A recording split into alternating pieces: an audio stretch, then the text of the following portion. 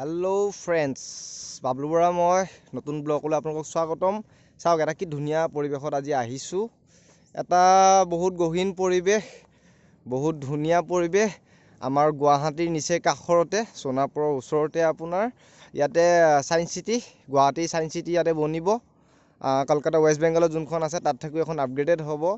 And হয়, আমাৰ বহুত ভাল লাগিছে। আমাৰ গুৱাহাটীৰ ওচৰ পাজতে আছে, ফুল পাহাৰৰ মাজত আপোনাৰ এই চাওক, কি পাহাৰৰ মাজত আপোনাৰ এটা ধুনীয়া পৰিৱেশ।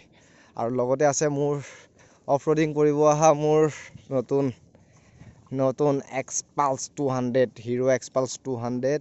ইটছ অছম ৰাইডিং, মজা লাগে চলাই, সেইকাৰণে অফ ৰোডিং এটা কৰিব আহিছিলোঁ। চ' আৰু আপোনালোকৰ মোৰ চেনেললৈ, বাপ চেনেললৈ আপোনালোকক মই স্বাগতম জনাইছোঁ। আৰু পাৰিলে চেনেলটো ছাবস্ক্ৰাইব এণ্ড লাইক কৰি দিব। আৰু এনেকুৱা ধুনীয়া ধুনীয়া ঠাই দেখাম। এইপিনে নতুনকৈ বৰ্তমান বনাই আছে, ইহঁতে মানুহবোৰে বনাই আছে। ওপৰৰ পৰা আপোনাৰ তলৰ পৰা উঠি আহিবৰ কাৰণে বহুত অকণমান আপোনাৰ হেৰি লাগিব,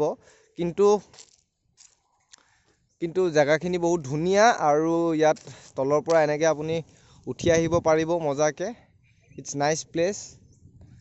আৰু আপোনাৰ ইয়াতে গুৱাহাটী ছায়েন্স চিটিৰ কাৰণে হেৰি বনি আছে, চ' ভাল লাগিছে। আমাৰো দাদাহঁতে কাম কৰি আছে আৰু এনেকেই আপোনাৰ গোটেইখিনি বনাই থৈছে। আৰু আপোনাৰ এটা ধুনীয়া পৰিৱেশ আছে আপোনাৰ ইয়াতে।